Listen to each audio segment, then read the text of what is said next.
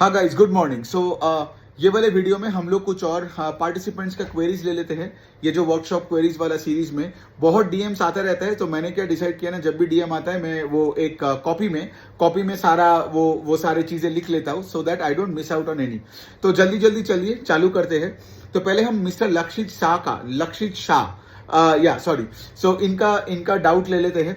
तो उनका कहना है कि लाइक फिनेंशियल्स में वैल्यूएशंस का रोल क्या है, राइट? मतलब क्या हमें हाई प्राइस टू बुक का फिनेंशियल्स लेना है या लो प्राइस टू बुक का फिनेंशियल लेना है?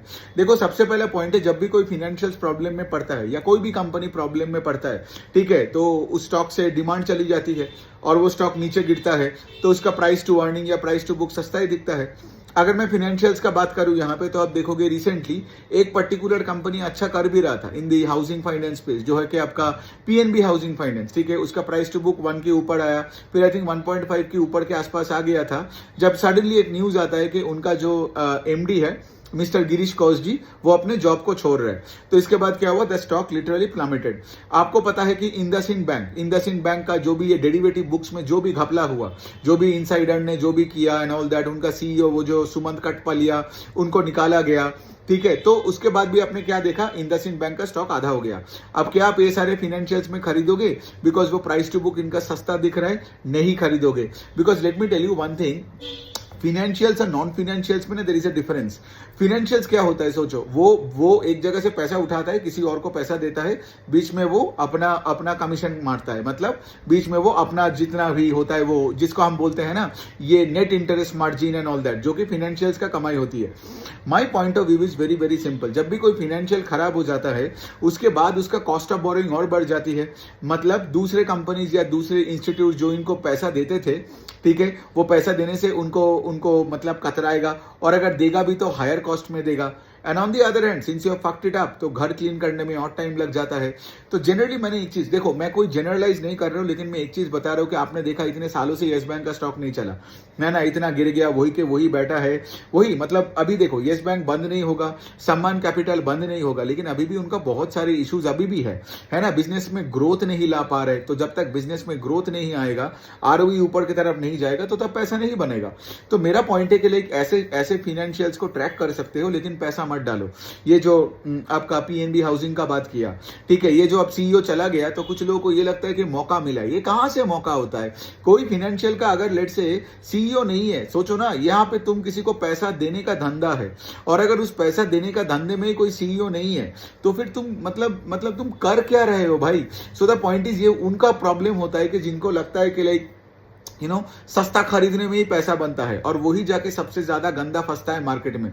नॉन फिनेंशियल्स में फिर भी बात अलग है। नॉन फिनेंशियल्स में हो सकता है तुमने कोई प्लांट का कोई डी बॉटलनेकिंग कर लिया, या अपना मार्केटिंग टीम बदल लिया, डिस्ट्रीब्यूशन को बढ़ा लिया, एक क्यूआईपी करके फंडिंग उठा के फिर उस कैपिटल को सही से डिप्लॉय कर लिया, and you can make a come back and the stock will also go up. लेकिन मैंने एक चीज ऑब्जर्व किया है, नॉन फिनेंशियल्स में कम बैक करना इज एक्चुअली ईजियर। एक्चुअली देखो, turn around is never easy, ठीक है, इट्स वेरी वेरी डिफिकल्ट, लेकिन स्टिल आई एम saying कि like I would rather play a turnaround story candidate with a non-financial than with a financial।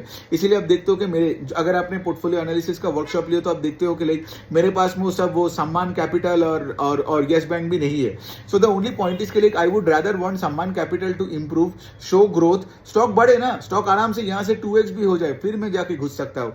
Financials में ना मत करो, because financials में क्या होता है ना, the leverage ratio is very high, the debt to equity is very high, because financials में पूरा खेल ही चलता है दूसरों का पैसे से, तुम्हारे बोरोवर के पैसे से, है ना। तो यहाँ पे बैंक्स हो या एनबीएफसी हो या जो भी हो, है ना, तो वहां पे अगर प्रॉब्लम्स दिख रहा है, जैसे for example Utkarsh small finance bank में इतना प्रॉब्लम दिख रहा है, ईसएफ में प्रॉब्लम दिख रहा है, ठीक है, ये जो आपका सम्मान कैपिटल का नाम लिया, तो यहाँ पे अगर आप घुसोगे लो वैल्यूएशन पे, आप गंदा फंस भी सकते हो।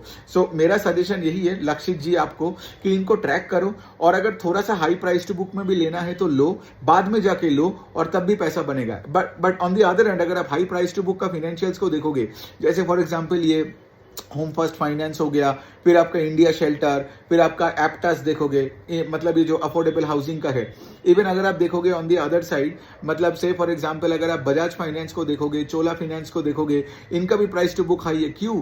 बिकॉज इनका एसेट क्वालिटी अच्छा है, ये सब बिजनेसेस ग्रोथ मॉडल में है। हाँ, पेस ऑफ ग्रोथ का ऊपर नीचे तो होता रहता है, लेकिन इनका इनका इनका गाइडेंस भी सबका अच्छा है। मैनेजमेंट कमेंट्री में ये नहीं बोल रहे कि लाइक हमने कोई घपला किया, या सीईओ भाग के नहीं जा रहे रैंडमली। वहां पे कोई अगर चेंज भी हो रहा है, कोई ट्रांजिशन भी होता है, तो वो एकदम एक प्रोसेस ओरिएंटेड वे में होता है। सो बेसिकली मैं यही बोल रहा हूँ कि राइट, आपको मतलब अगर आप मुझसे पूछते हो, I would always choose a financial that is growing at a fast pace, ROE बढ़ रहा है, एसेट क्वालिटी बेटर है, और उसमें मैं और पैसा डालूंगा जब वो और बेटर करता जाएगा, और वो हाई प्राइस टू बुक में मैं लेके पैसा बनाया हूं। फाइनेंशियल्स में मैंने कभी वो लो प्राइस टू बुक में, आज तक कोई फाइनेंशियल में तो मैंने पैसा नहीं बनाया।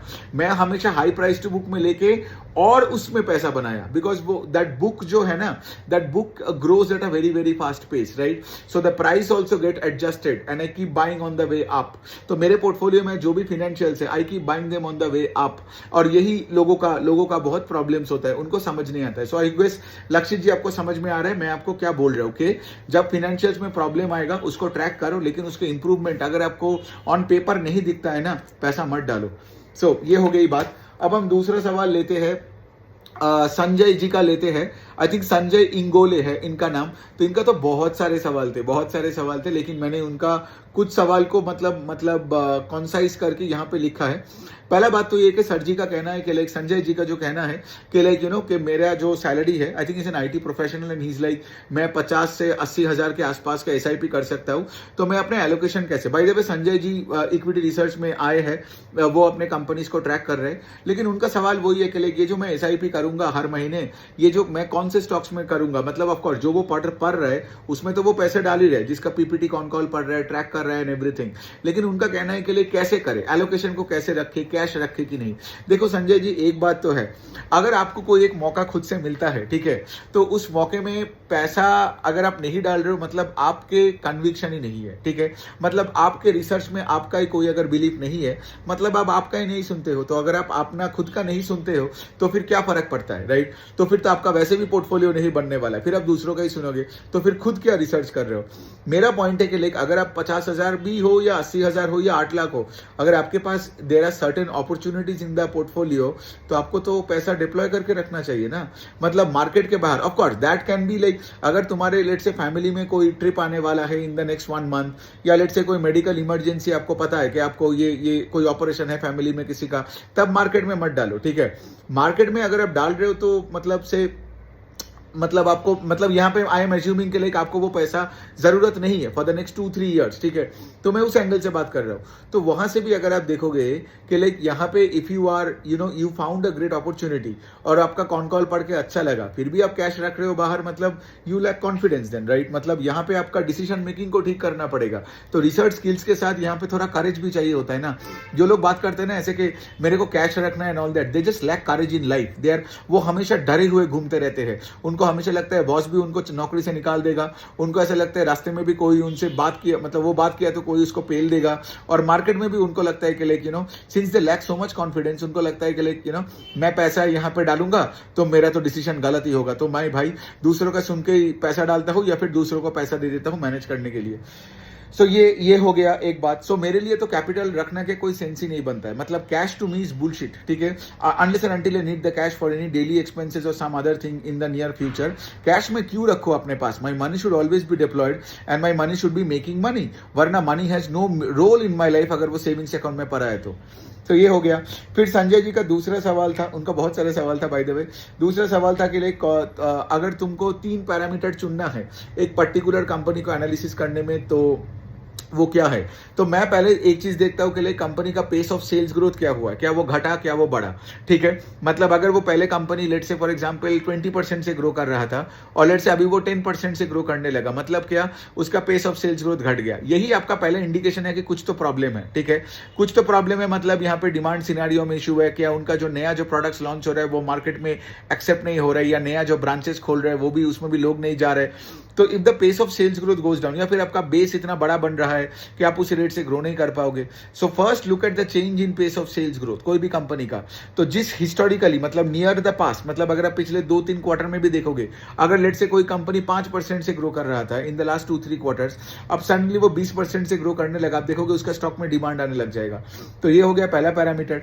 दूसरा पैरामीटर आप ये देखो कि उसका कॉम्पिटिटर्स किस रेट से ग्रो कर रहे हैं। तो अगर तुम्हारे अगर कॉम्पिटिटर्स लेट से फॉर एग्जांपल तुम्हारे से कम रेट से ग्रो कर रहे हैं, मतलब यहाँ पे तुम बोल सकते हो कि like yes then I am winning the race, है ना, जो मैं कार रेस का एनालॉजी का बात करता हूँ, ये देख सकते हो। एंड तीसरा जो मैं बोलता हूँ बहुत इंपॉर्टेंट है वो है कि आरओई का डायरेक्शन देख लो, ठीक है। आरओई का डायरेक्शन मतलब क्या है, फाइनेंशियल हो या नॉन फाइनेंशियल हो, मतलब कोई फाइनेंशियल ऐसा हो ही नहीं सकता है जिसका एसेट क्वालिटी खराब है लेकिन आरओई ऊपर जा रहा है, हो ही नहीं सकता है। कोई भी नॉन फाइनेंशियल जिसका जैसे सेल्स ग्रोथ नहीं है, कुछ नहीं है और आरओई कंसिस्टेंटली ऊपर जा रहा है। हाँ, तुम कॉस्ट कटिंग करके इधर उधर करके आरओई थोड़ा बढ़ा सकते हो, but that won't be structural ना। तो बात वही पे आता है कि अगर तुम्हारे आरओई का number is going upwards, things are fine from a bird's eye view, तो ये हमेशा चेक करना। और आरओई का नंबर भी कैलकुलेट नहीं करना है, वो आप एक्सेल क्या बोल रहे हो, वो आपका जो इन्वेस्टर प्रेजेंटेशन आता है, इन्वेस्टर प्रेजेंटेशन खोलो तो आपको यहाँ पे आरओई का नंबर आपको मिल जाएगा, है ना। तो ये हो गया बात। फिर उनका ये भी सवाल था कि average up and average down, जैसे मैं बताया वो फाइनेंशियल्स वाले का एग्जांपल लेके कि अगर जो कंपनी अच्छे से और अच्छा कर रहा है मैं उसको रिवॉर्ड करता हूँ। और यहाँ पे एवरेज अप का एक कॉन्सेप्ट है जो मैं, एक और बंदा है उसका नाम है हिमांशु सेठ, ठीक है, नो नॉट हिमांशु सेठ, ये निखिल गुप्ता का सवाल है, ठीक है। सो निखिल गुप्ता जी का ये सवाल है कि एक स्टॉक अगर मैं, तो यहाँ पे एवरेज अप डाउन जो ये मिस्टर संजय का था और निखिल का जो सवाल है, तो मैं मिलकर इसका जवाब दे रहा हूँ। तो निखिल जी का सवाल है कि अगर कोई स्टॉक 100 रुपए में था, अभी वो स्टॉक 200 में चला गया, तो उसको डर लगता है, वो एंकरेज बायस हो जाता है कि भाई ये तो बहुत बढ़ गया, अब तो मैं नहीं ले पाऊंगा। अब यहाँ पे एक लॉजिकली बात सोचो निखिल जी, ठीक है। सोचो जब आप वो कंपनी में पैसा डाले थे 100 रुपए में, ठीक है, लेट से उस कंपनी का 20 रुपए का अर्निंग्स था, ठीक है, मतलब 100 रुपए का कंपनी आपको 20 रुपए का अर्निंग्स दे रहा था। तो आपने कितने टाइम्स अर्निंग्स दिए उस टाइम पे जब आपने पहले बार स्टॉक को खरीदा?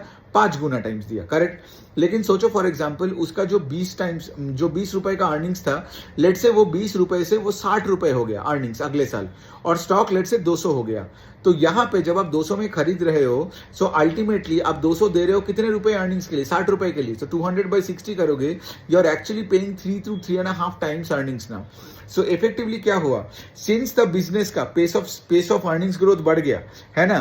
सो यहाँ पे 200 का स्टॉक एक्चुअली चीपर देन 100 का स्टॉक। इसलिए मैं हमेशा बोलता रहता हूँ कि एवरेज अप करो, एवरेज डाउन करके जनरली पैसा नहीं बनता है, ठीक है। लोगों का तो उल्टा ही होता है, सिंस वो ट्रैक नहीं करता है ना, उनको ईपीएस का ग्रोथ, उनको सेल्स ग्रोथ समझ ही नहीं आता है, और वो हमेशा वही देखता है कि मार्केट कब नीचे जाएगा तब मैं कैश रखेगा और मैं कैश को मार्केट में डिप्लॉय। देखो आप लोग मार्केट में इन्वॉल्व ही नहीं हो, इसलिए आप ये सब बकवास करते जाते हो, ठीक है। मतलब मैं किसी को पर्सनली अटैक नहीं कर रहा हूं, मैं जनरली बात कर रहा हूं, ठीक है। लेकिन अगर आपको एक कंपनी के प्रोस्पेक्ट्स के बारे में पता है, राइट, आपको पता है उसके ईपीएस किस हद तक जा सकता है, तो घंटा फर्क पड़ता है वो स्टॉक 20% ऊपर गया या 50% ऊपर गया।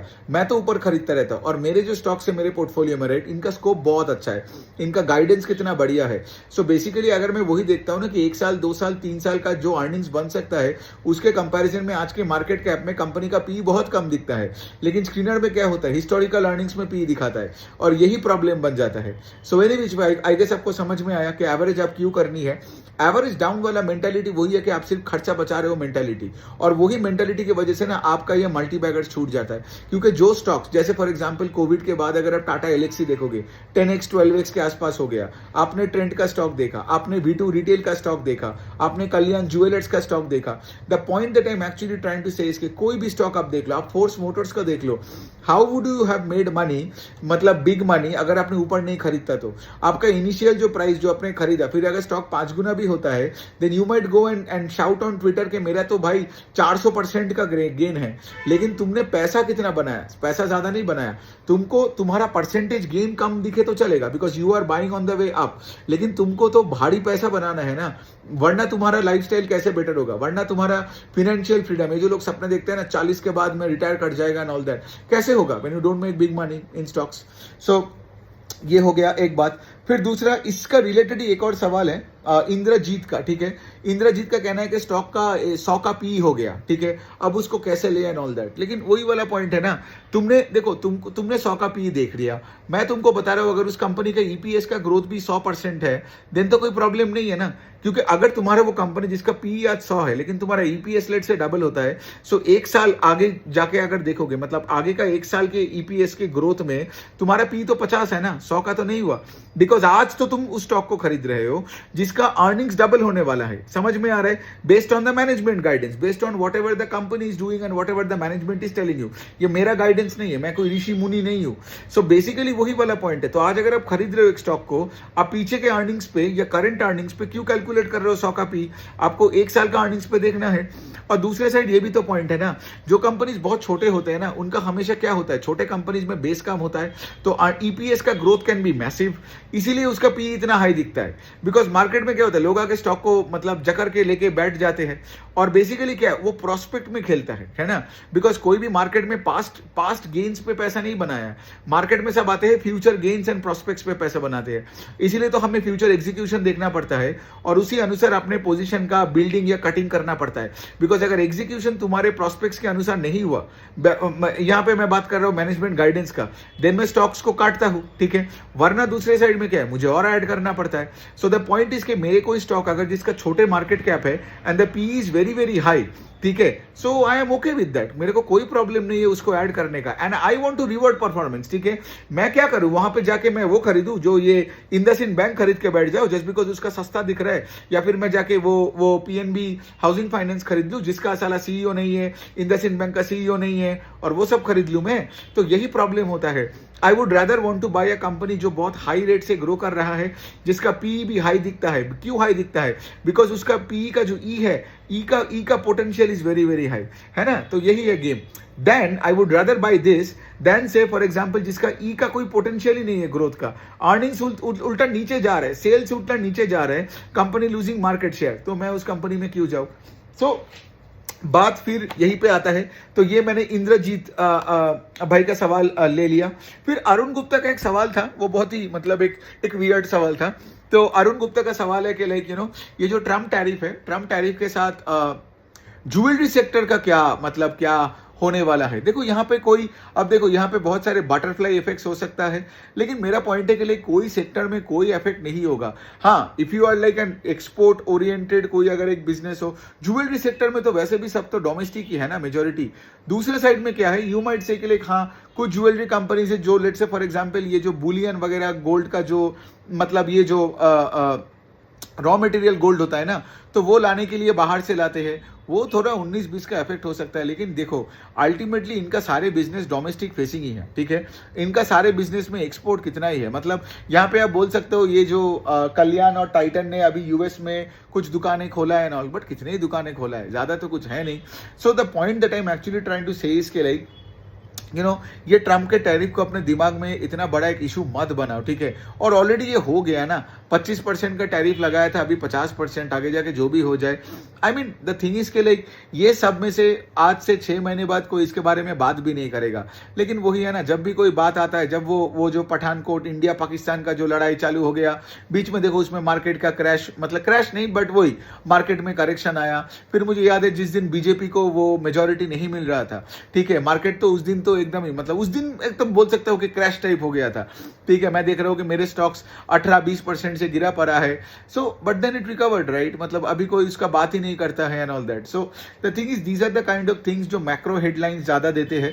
लेकिन अगर आपके कंपनी के मैनेजमेंट, ज्वेलरी कंपनी का, जो अरुण गुप्ता को मैं यही पूछने वाला हूँ, क्या आपने कॉन कॉल पढ़ा, और क्या आपने कॉन कॉल में कोई ज्वेलरी कंपनी का मैनेजमेंट ने कोई बवाल खड़ा किया कि ट्रम्प के टैरिफ की वजह से प्रॉब्लम हुआ, नहीं ना। तो आप कौन सा सवाल पूछ रहे हो यहाँ पे। यही प्रॉब्लम होता है लोगों का एक्चुअली कि वो कॉन कॉल्स वगैरह नहीं पढ़ते हैं। कॉन कॉल्स पढ़ो भाई, कॉन कॉल्स पढ़ोगे तो तुमको सारे सवालों का जवाब मिल जाएगा। लेकिन द थिंग इज के लाइक अगर कंपनी का मैनेजमेंट बोलता तो मैं बात को फिर सीरियसली लेता, है ना। सब इंडिया में स्केल अप कर रहे हैं, सब बुलिश है, सब अच्छे अच्छे गाइडेंस दे रहे हैं, सब अपने अपने ये जो स्टड रेशियो बढ़ाने का बात कर रहा है। जैसे पीएन गडगिल अभी महाराष्ट्र के बाहर एमपी में दुकानें खोल रहे हैं, सेंको भी नॉर्थ और सेंट्रल इंडिया में दुकानें खोले जा रहे हैं, ठीक है। कल्याण भी अपने मॉडल को थोड़ा सा चेंज किया, अभी ये रीजनल ब्रांड्स वगैरह ला रहे हैं, ठीक है, अक्रॉस वेरियस स्टेज। वो उनका पायलट स्टेज में है, अभी उतना अच्छे से चालू नहीं हुआ। टाइटन जैसे कंपनी भी 18-20% से ग्रो कर रहा है। सो माई पॉइंट इज, इन लोगों ने तो बात नहीं किया, तो आप कौन सा ट्रम्प टैरिफ के साथ कनेक्ट कर रहे हो, ठीक है, कौन कॉल पढ़ लो। सो चलो यही है। और लास्ट का एक है हिमांशु सेठ का जो सवाल है वो वही है कि कोई बूढ़ा फंड मैनेजर आके ये सब बोलता है कि अगले 5 साल ये सब mid cap and small cap नहीं चलेगा एंड ऑल दैट। देखो, द पॉइंट इसके लिए पहला पॉइंट तो ये है कि कोई भी इंसान भगवान नहीं बन जाता है जो इतना बड़ा इंडेक्स का प्रेडिक्शन कर पाए, ठीक है। मतलब वो अपने आप, मतलब वो बंदा बहुत ही डिल्यूडेड होगा to think that he can actually predict the things. और ये सब जो कॉन्फिडेंस के साथ बात करता है ना, मतलब एक्चुअल में पॉइजन होते हैं समाज का। मतलब कैसे लोग ऐसे बात करते हैं, मतलब सोचो, आज मिड एंड स्मॉल कैप में करोड़ों बिजनेसेस है ना, और उनके इंडेक्स एक रिप्रेजेंटेशन है। द बिगर कंपनीज उनमें एक रिप्रेजेंटेशन है।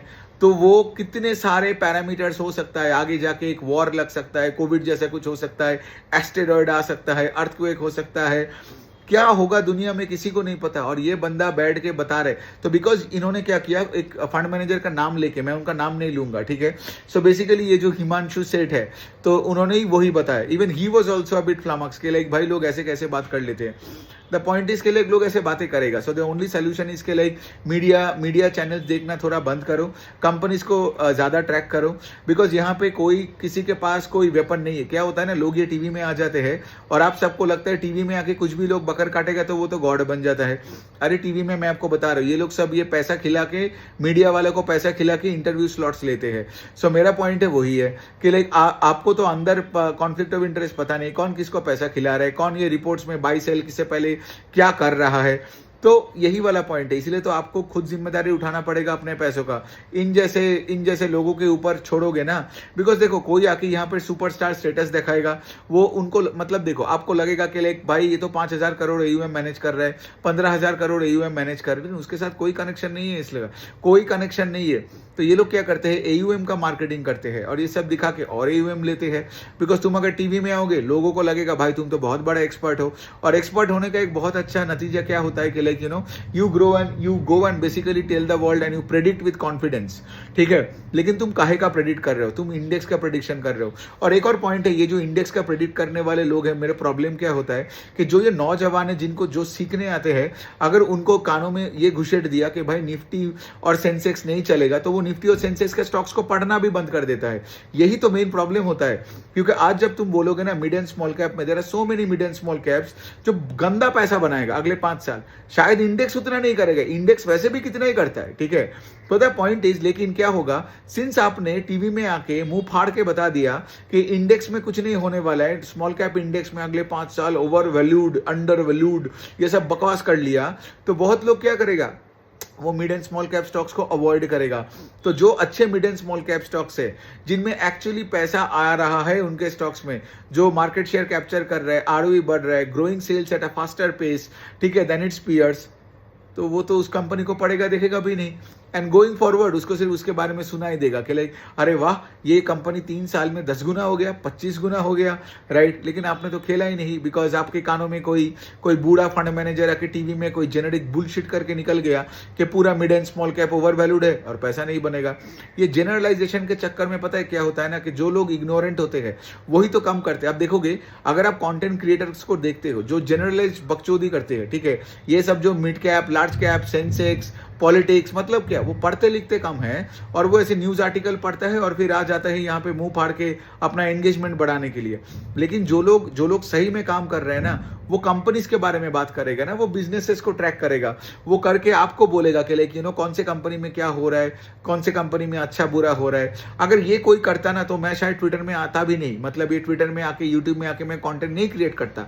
मेरा कंटेंट क्रिएशन का यही है कि ये जो पूरा जनरलाइजेशन का जो ये आर्मी है, जो ये ट्रेडिशनल मीडिया में जाके बकवास करता है ना, इनका खिलाफ बात करना है। सो मेरे जैसे लोगों को भी चाहिए ना, ताकि सिस्टम में थोड़ा सा बैलेंस रहे। वरना इनका तो वही है ना, ये आ रहे अपना शाहरुख खान स्टेटस दिखा रहे, बड़े बड़े सूट्स पहन के आ रहे, ठीक है, और फिर ऐसे करोड़ों का AUM का ऐड दे रहे, और वो देख के और AUM, बिकॉज ये लोग सब AUM का गेम खेल रहे हैं, ठीक है। लेकिन द पॉइंट इज, मेरे को प्रॉब्लम है कि ये लोग जब जनरलाइज बुलशिट बातें करता है, ठीक है, कि ये नहीं चलेगा, मतलब भगवान हो गए हो क्या भाई, कि तुमको पता हो गया क्या कि निफ्टी क्या करेगा 3 साल में? मतलब इतने करोड़ों चीजें हैं, दुनिया इतनी कॉम्प्लिकेटेड है, हाँ, और तुम यहाँ पे बैठ के जस्ट बिकॉज तुमको कोई स्टेटस दे दिया, ठीक है, और तुम टीवी में जाके बकड़ काट सकते हो, इसका मतलब ये नहीं कि तुम कोई भी बकड़ काट लोगे। मतलब दुनिया में अगर मैं आपको ऑनेस्टली बताऊं, किसी को ये भी नहीं पता कि अगले हफ्ते क्या होने वाला है ना।